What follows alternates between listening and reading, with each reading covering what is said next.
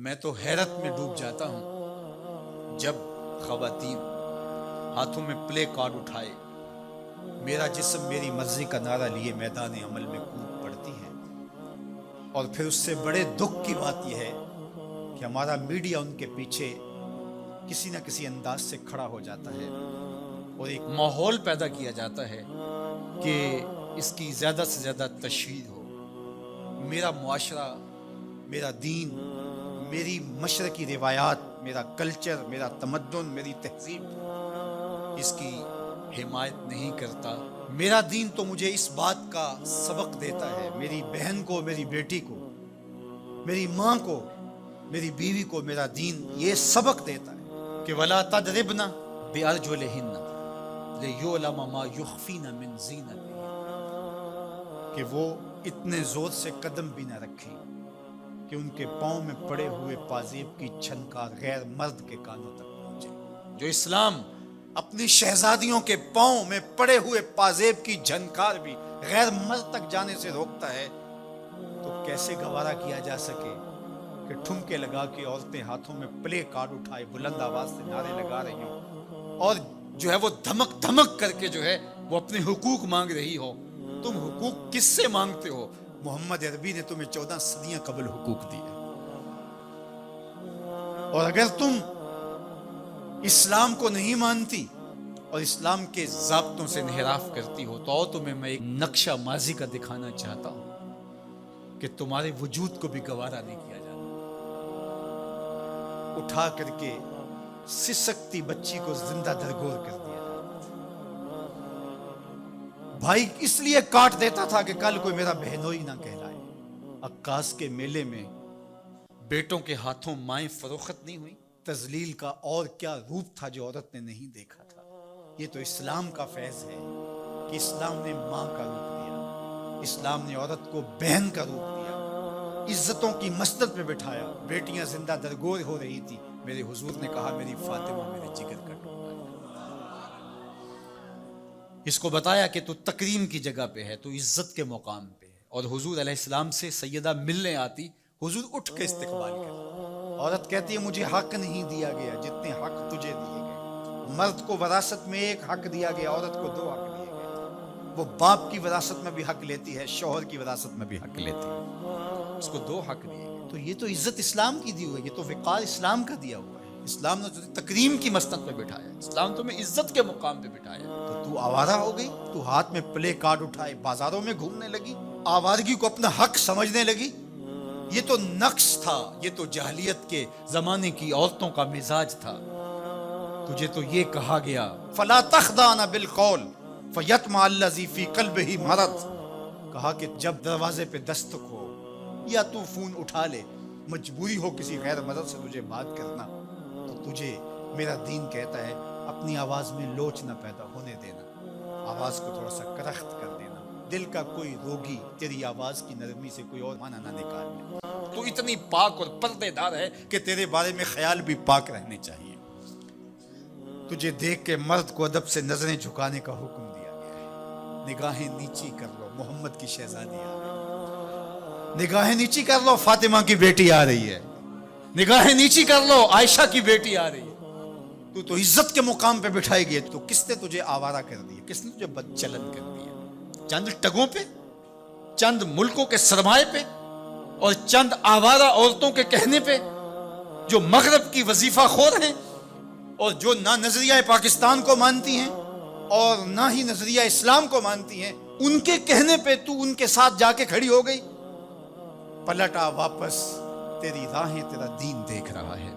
یہ 4 دن کی زندگی ہے، یہ بکھر کے ٹوٹ جانے والی سانسیں ہیں۔ آجا، تیرا دین انتظار کر رہا ہے، تیری نسلیں تیرا انتظار کر رہی ہیں۔ بطول باش و پنہا شو ازیں اثر کہ در آغوش شبیر بگیری۔ اقبال نے کہا بہن بطول بن جا اور زمانے کی نگاہوں سے پوشیدہ ہو جا، پھر تیری آغوش میں بھی حسین کے جانشین پیدا ہوں گے۔ تو مغرب کی ٹینو نہیں ہے، تو محمد کی بیٹی ہے، اور تیرا پردہ تیرے لیے بوجھ نہیں ہے، تیرے پردے کی ایک ایک سلوٹ تیری آبرو کا پیرا ہے۔ تیرا برقع تیری عظمتوں کا نشان ہے۔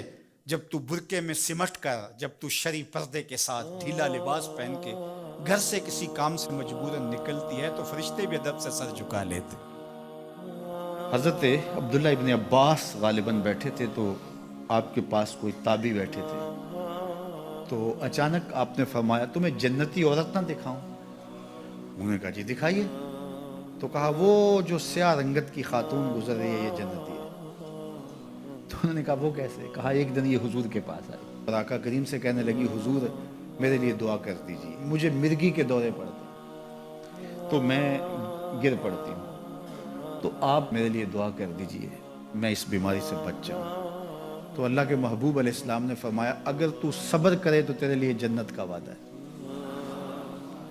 آپ کہو تو میں دعا کر دیتا ہوں تم ٹھیک ہو جاؤ گے، لیکن اگر تم صبر کرو تو جنت کا وعدہ ہے. تو اس نے کہا ٹھیک ہے مجھے منظور ہے، جنت وعدہ ٹھیک ہے، لیکن جب میں گرتی ہوں تو میرا پردہ کھل جاتا ہے، عورت ذات ہوں. چلو ٹھیک ہے بیماری رہے گروں بھی، لیکن اتنی دعا تو کر دیں کہ پردہ نہ کھلے. تو اللہ کے محبوب نے فرمایا ہاں یہ دعا میں کر دیتا ہوں. کہا کہ مرگی کے دورے سے اب بھی پڑھتے ہیں، اب بھی گر جاتی ہے، لیکن اللہ اس کے پردے کی حفاظت کرتا ہے. اللہ اکبر. تو پردہ کتنی اہم چیز ہے اور ہمارا دین ہمیں اس کی تلقین کرتا ہے کہ تمہارا حیا نہیں لٹنا چاہیے، تمہارے پردے کی حفاظت رہنی چاہیے. حیا دین ہے اور حیا کے ساتھ اسلام کا تعلق کتنا گہرا ہے کہ یہ دونوں جڑی ہوئی چیزیں ہیں. ایک رخصت شے ہوتی ہے تو دوسری بھی رخصت ہوتی ہے. مجھے بھی آپ کو بھی عملی کوشش بھی کرنی چاہیے کہ یہ جو ذرائع ہیں حیا باختگی کے، ان سے اپنے آپ کو اور اپنی نسل کو بھی بچایا جائے، اپنی معاشرت کو بھی بچایا جائے. اور دوسری بات کہ ایمان کی تکمیل تو حیا سے ہی ہے. یہ باڑ ہے ایمان کے لیے، اگر یہ باڑ اتر گئی تو ایمان پر حملہ ہو جائے. تو ہم مغرب کی نکالی میں اس کو ترقی نہ سمجھیں. اگر حیا باختگی لباس مختصر بلکہ اتار دیا جانا یہ ترقی اور کامیابی ہوتی تو پھر تو کعبہ اللہ کا ننگے طواف لوگ کیا کرتے تھے، وہ ترقی یافتہ ہوتے. تو برہنہ ہو جانا یہ حیوانیت کی طرف سفر ہے، یہ کامیابی نہیں ہے، یہ عروج نہیں ہے، یہ فیشن اور ترقی نہیں ہے، یہ تو اخلاقیات سے کنارہ کشی ہے، یہ تو حیا باختگی ہے. اسلام ایک روشن خیال دین ہے، اسلام ترقی یافتہ دین ہے، اسلام انسانی مزاج سے ہم آہنگ دین ہے، انسانی ضروریات کے تقاضوں کو پورا کرنے والا دین ہے. انسانیت سے، ہمارے مزاج سے، ہماری فطرت سے ہٹ کر کوئی دین نہیں ہے. تو نفس کی تسکین اور ہے، روح کی تسکین اور ہے. تو جوانی کے دور کے اندر نوجوان کی زندگی کی کچھ ترجیحات ہوتی ہیں، لیکن بعد کے اندر وہ خود سمجھ رہا ہوتا ہے کہ میں یہ غلط ہوں. آج مغرب پریشان ہے کہ انہوں نے جوانی کے 4 ایام تو اپنی خواہشوں میں اسیر ہو کے گزار لیے، لیکن ان کے بڑھاپے کی تلخیوں کو آپ نہیں جانتے کیا ہے. تو مغرب کے سانچے میں ڈھلنے کی کوشش نہ کرو. وہ اقبال نے کہا تھا نئی تہذیب تکلف کے سوا کچھ بھی نہیں، چہرہ جو نہ روشن ہو کہ تو کیا حاجت گلگو نہ فروش. اندر کچھ ہو ہی نہ اور اوپر میک اپ کیا ہوا ہو تو وہ تو کبھی اترے گا، جب اترے گا تو نیچے سے کیا بلا نکلے گی. تو یہ مغرب کی تہذیب ایک میک اپ ہے، جب اترتا ہے تو نیچے سے بلائیں برآمد ہوتی ہیں. اور وہ بڑھاپے میں جا کے ان کی حالت دیکھو کہ وہ کتنی تلخ عجیب اور پریشان کن زندگی گزار رہے ہیں. لیکن مومن کی زندگی میں بظاہر تلخیاں بھی ہوں لیکن اس کا چہرہ روشن ہی آپ کو دکھائی دے گا اگر وہ اسلام کے دیے ہوئے اصولوں کے مطابق چلتا ہے. تو مشرق کو کبھی بھی مغرب کی نکالی نہیں کرنی چاہیے. مغرب تو اس مصیبت سے جان چھڑانا چاہتا ہے لیکن ان کی معاشرت اس طرز کی بن گئی ہے کہ جان چھوٹنے نہیں پا رہی، اور جہاں سے وہ نکلنا چاہتا ہے وہاں سے ہم داخل کیوں ہونا چاہتے ہیں. تو میری بیٹی، میری بہن، تو مغرب کی بیٹی نہیں ہے، تو مشرق کی شہزادی ہے. تیرا برقع، تیری چادر، تیرا حجاب تیری آبرو کا پہرا ہے. جب تو سمٹتی ہے تو معاشرہ پھیلتا ہے. تیرا حیا ہی تیری زندگی کا تیور ہے اور یہی تیرا نور ہے. ایک صحابی حضور کی خدمت میں حاضر ہوا اور عرض کرنے لگا جاہلیت کے زمانے کی 2 باتیں ہیں، ایک بات یاد آتی ہے تو آنسو نہیں تھمتے، اور ایک بات یاد آتی ہے تو ہنسی نہیں رکتی. کہا وہ کون سی 2 باتیں ہیں؟ کہا وہ بات، جو بات یاد آئے تو میری ہنسی نہیں تھمتی وہ یہ ہے کہ میں ایک لمبے سفر پہ جانا تھا، تو یہ سفری معبود اور بت بھی ساتھ رکھتے تھے. تو میں نے سامان میں بت باندھ لیا تو وزن بھاری ہو گیا. تو میں نے سوچا کہ پہلے ہی میرے پاس سامان زیادہ ہے تو میں اپنے خدا کا بوجھ بھی ساتھ اٹھاؤں. تو میں نے کہا کوئی ہلکا پھلکا معبود ہونا چاہیے. تو میں نے آٹا گوندھ کر کے اس میں شہد ملایا یا ستو گوندھ کر کے اس میں شہد ملایا. تو میں نے ایک ہلکا سا بت بنایا, پھر اس کو دھوپ میں رکھ کے خشک بھی کر لیا اور اپنے سامان میں رکھ لیا, اور راستے میں پوجا پاٹ بھی چلتی رہی. جب میں منزل پہ پہنچا اور واپس پلٹا تو جو میرا اندازہ سفر تھا اس کے مطابق توشہ لیا تھا. سفر کوئی 2-4 دن اوپر ہو گیا اور میرا توشہ سفر ختم ہو گیا. تو ایک آدھ دن تو میں نے بھوک کاٹی, لیکن جب بھوک کی شدت ہوئی اور میرے پاس کھانے کے لیے کچھ نہیں تھا تو مجبور ہو کر میں نے تھیلے میں ہاتھ ڈالا اور اپنے معبود کو ہی نکالا اور پتھر پہ رکھ کے توڑا, اور پھر اس کے اندر پانی ڈال کر اس کو گوندا, پھر اس کی روٹی پکائی, پھر کھاتے ہوئے کہا میرے خدا اب کام نہیں آئے گا تو کب آئے گا, اب تو بھوک سے میری جان بھی نکل رہی ہے. آج اس بت کی بے بسی مجھے یاد آتی ہے تو میری ہنسی نہیں تھمتی. کتنا بے بس معبود تھا جو اپنے پجاری سے اپنا وجود بھی نہیں بچا سکتا تھا. وہ یہ بھی گزارش نہیں کر سکتا تھا کہ میری پوجا پاٹ کرنے والے آج میرے بدن کو توڑ رہا ہے اور دانتوں تلے چبا رہا ہے اور پھر اپنے میدے میں ڈالے گا, پھر گندگی کے ڈھیر پہ پھینک آئے گا. جو اپنی دکھ بھری داستان بھی بیان نہیں کر سکتا وہ میرا معبود تھا. آج اس بت کی بے بسی مجھے یاد آتی ہے تو میری ہنسی نہیں تھمتی. اور جو چیز مجھے تڑپا دیتی ہے وہ یہ ہے کہ میں اپنی بیوی کو حاملہ چھوڑ کے گیا ایک سفر پہ, اور وہ میرا سفر بہت لمبا تھا. کئی سالوں کے بعد واپس پلٹا تو میرے گھر کے آنگن میں بیٹی کھیل رہی تھی, اور میری بیوی نے اس ڈر سے کہ یہ بیٹی کو زندہ درگور کر دے گا, بیٹی کی توتلی زبان پر میرے لیے محبت کے خوبصورت جملے رکھ دیے. عربوں سے گفتگو آپ کریں تو ان کے لہجے میں اتنی مٹھاس ہوتی ہے کہ ان کے جملے دل کو چیر دیتے ہیں. اللہ نے نطق کا جو نور اہل عرب کو دیا ہے وہ دنیا کی کسی زبان کو نہیں دیا. اقبال نے کہا نا, شکوہ ترکمانی ذہن ہندی نطق آرابی, کہ عربوں جیسی زبان کسی کے پاس نہیں ہے, ترکوں جیسا وجود کسی کے پاس نہیں ہے, اور ہندیوں جیسی ذہانت کسی کے پاس نہیں ہے. تو وہ بات اور ان کا میٹھا لہجہ اور خوبصورت انداز, اور اس نے بیٹی کی زبان کے اوپر خوبصورت باتیں, باپ کے لیے محبت کے جذبات رکھ دیے. تو وہ کہتے ہیں میں جب لمبا سفر کاٹ کے آیا اور اپنے گھر داخل ہوا تو میں بیٹی کو دیکھ کے جھل بھن کے کباب ہو گیا.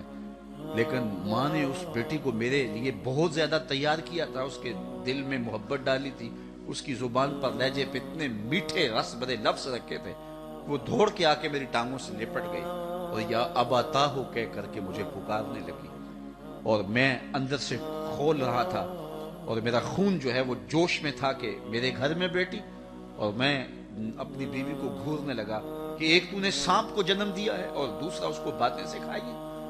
اور میں اس انتظار میں تھا کہ اس بیٹی کو میں کسی طرح ٹھکانے لگاؤں. اور خیر میں کچھ وقت آرام کیا اور بیٹی کو ساتھ لے کر کے باہر چلا گیا, اور وہاں میں نے ریت میں جو ہے وہ گڑھا کھودنا شروع کر دیا. میری بیٹی کو میرے سے اتنا پیار تھا, اتنی محبت تھی کہ جب میں تھکن سے چور ہوتا اور میرے ماتھے پہ پسینہ آتا وہ آگے بڑھ کے اپنے دامن کے چلو سے ماتھے کا پسینہ صاف کرتے, اور میرے دل میں کوئی نرمی اس کے باوجود پیدا نہ ہوتی. اس سماج کی جھوٹی رسموں میں ایسا جکڑا ہوا تھا, اور اس بیٹی کے لیے میرے دل کے اندر اتنی نفرت تھی کہ میں اس کو بہت جلد صفحہ ہستی سے مٹانا چاہتا تھا. لیکن اس بیٹی کو پتا نہیں تھا کہ یہ سب کچھ کیوں ہو رہا ہے. ستم کوشیاں ہیں, کرم کاریاں ہیں, بس ایک دل کی خاطر یہ تیاریاں ہیں. اسے نہیں پتا تھا یہ گڑھا کس کے لیے کھودا جا رہا ہے. خیر جب میں نے گڑھا کھود لیا اور میں گڑھے سے باہر آیا تو میری بیٹی کے چہرے پر طمانیت کے آثار آ گئے کہ میرے باپ کی مشقت ختم ہوئی. لیکن اسے نہیں پتا تھا کہ اب مشقت کس کی شروع ہونے والی ہے. اور میں نے اس کو دھکا دے کے اوپر سے ریت انڈھیلنا شروع کر دی. وہ ننھے ننھے ہاتھ جوڑ کے مجھے فریاد کرنے لگی اور کہنے لگی کہ ابا جان میں کچھ طلب نہیں کروں گی. اور میں ریت پھینکتا رہا اور پھر ریت پھینک کر کے میں واپس آ گیا. آج اسلام لایا ہوں تو اس کی چیخیں مجھے سونے نہیں دیتی. اور جب یہ بات وہ کر رہا تھا وَأَيْنَ رَسُولُ اللَّهِ تَدْمَعَانِ, حضور کی آنکھوں میں آنسو تھے, تو صحابہ نے اس کو گھورا, کہا تو نے اتنا دردناک واقعہ سنایا ہے کہ حضور کو دکھی کر دیا ہے. لیکن آقا کریم نے اشارے سے ان کو روکا, کہا اس کو سنانے دو. تو صحابی کو کہا کہ پھر سناؤ.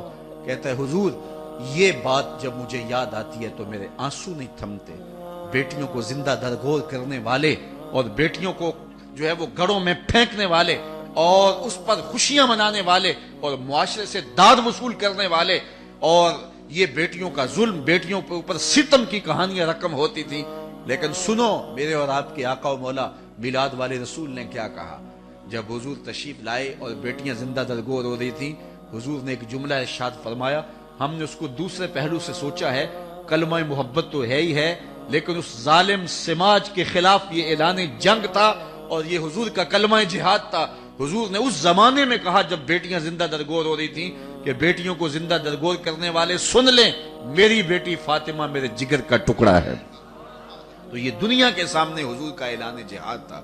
اور پھر آج بیٹیوں کے لیے آپ کے دل میں بھی محبت ہے اور میرے دل میں محبت ہے. بیٹی جب گھر سے ہم رخصت کرتے ہیں تو باپ کی پلکیں بھی بوجھل ہوتی ہیں اور ماں کی سسکیاں بھی جو ہیں وہ نہیں تھمتی ہیں. یہ پیار کس نے رکھا ہے سینے کے اندر؟ یہ محبت کس نے رکھی ہے ماں باپ کے سینے کے اندر؟ میں گجرانوالہ مارکیٹ میں ایک دن گزر رہا تھا تو میں نے ایک بوڑھے شخص کو دیکھا جس نے اپنی کمر پہ بوریاں لا دی تھی. تو میں نے رک کے اسے پوچھا کہ تم اس بڑھاپے میں کام چھوڑ کیوں نہیں دیتے؟ تو مجھے کبھی بھی اس کا لہجہ نہیں بھولا. اس کی آنکھوں میں نمی آ گئی اور ایسے اس نے انگلی کھڑی کی اور کہنے لگا حضرت ابھی ایک بیٹی رہتی ہے جس کی میں نے شادی کر دی. تو میں سوچنے لگا یہ باپ تو زندہ درگور کرتا تھا، آج یہ جھکی ہوئی کمر پہ بوریاں لاد رہا ہے. یہ بھائی تو قتل کرتا تھا، کل کوئی میرا بہنوئی نہ کہلائے. آج یہ فیکٹری میں اوور ٹائم لگا رہا ہے کہ میں نے بہن کے ہاتھ پیلے کرنے. باپ کے سینے میں یہ پیار کس نے ڈالا؟ بھائی کے سینے میں یہ محبت کس نے ڈالی؟ ایک ہی جواب ملے گا، میلاد والے رسول نے. اب کوئی اس بیٹی کو کہے کہ تو حضور کا میلاد نہ منایا کر، میرے پاس بڑی دلیلیں موجود ہیں، تو وہ کہے گی منہ دوسری جانب کر. مجھے تو عزت ہی حضور نے دی ہے، مجھے تو جینے کا حق ہی حضور نے دیا ہے، مجھے تو وقار ہی حضور نے دیا ہے. میری ساری عزت اور میرا سارا وقار اور میرا سارا تقدس آمنہ کے لال کا صدقہ ہے. میں تو جیوں گی تو حضور کے لیے، میں تو مروں گی تو حضور کے لیے. میں تو اپنی اولاد کو بھی درود و سلام کی لوریاں دوں گی، میں تو اپنی اولاد کو بھی حضور پہ درود پڑھنا سکھاؤں گی، اس لیے کہ مجھے زندگی کی ضمانت ہی مصطفیٰ جان رحمت نے دی.